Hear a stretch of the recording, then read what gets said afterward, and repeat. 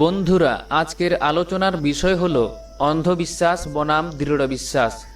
আজকের ভিডিওতে আমরা জানব কেন আমাদের অন্ধবিশ্বাস ত্যাগ করে দৃঢ় বিশ্বাস গ্রহণ করা উচিত এবং এর পিছনে বৈজ্ঞানিক যুক্তিগুলো কি রয়েছে। প্রথমেই আমরা জানব অন্ধবিশ্বাস কি। অন্ধবিশ্বাস হলো এমন এক ধরনের বিশ্বাস যেখানে কোনো প্রমাণ বা যুক্তি ছাড়াই মানুষ কোনো ধারণা বা মতবাদ মেনে নেয়। এটি সাধারণত কোনো ধর্মীয়, সামাজিক বা সাংস্কৃতিক বিশ্বাসের সাথে জড়িত থাকে। ধরুন, কোনো ব্যক্তি বিশ্বাস করে যে নির্দিষ্ট পাথর ধারণ করলে তার জীবনে সৌভাগ্য আসবে।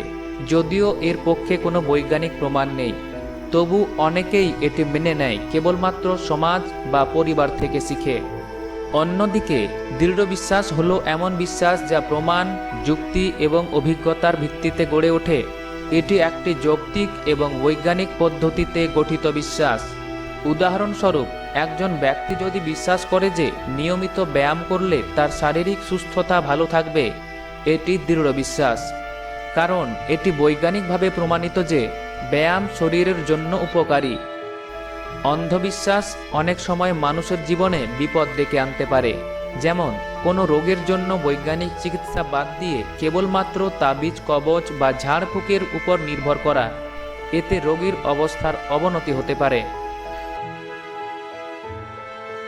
বিজ্ঞান আমাদের শেখায় প্রমাণের ভিত্তিতে বিশ্বাস স্থাপন করতে।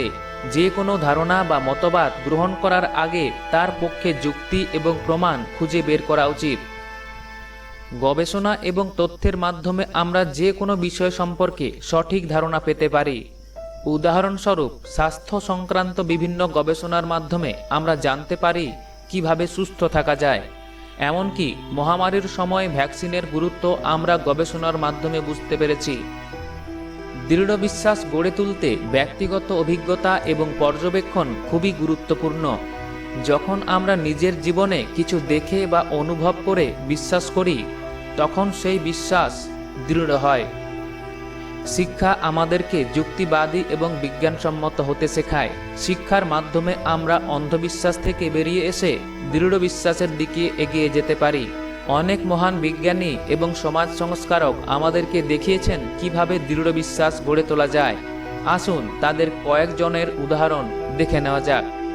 গ্যালিলিও গ্যালিলি, যাকে আধুনিক বিজ্ঞানের পিতা বলা হয়, তিনি প্রমাণ করেছিলেন যে পৃথিবী সূর্যের চারপাশে ঘোরে।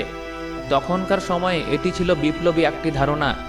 অনেকেই তার বিরোধিতা করেছিলেন, কিন্তু গ্যালিলিও তার পর্যবেক্ষণ এবং প্রমাণের মাধ্যমে দৃঢ় বিশ্বাস স্থাপন করেছিলেন।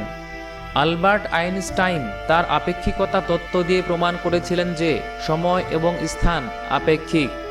তার গবেষণা এবং প্রমাণের ভিত্তিতে তার তত্ত্বগুলি বিজ্ঞান জগতে বিপ্লব ঘটিয়েছিল। তার দৃঢ় বিশ্বাস এবং গবেষণা পৃথিবীকে নতুনভাবে চিনতে সাহায্য করেছে।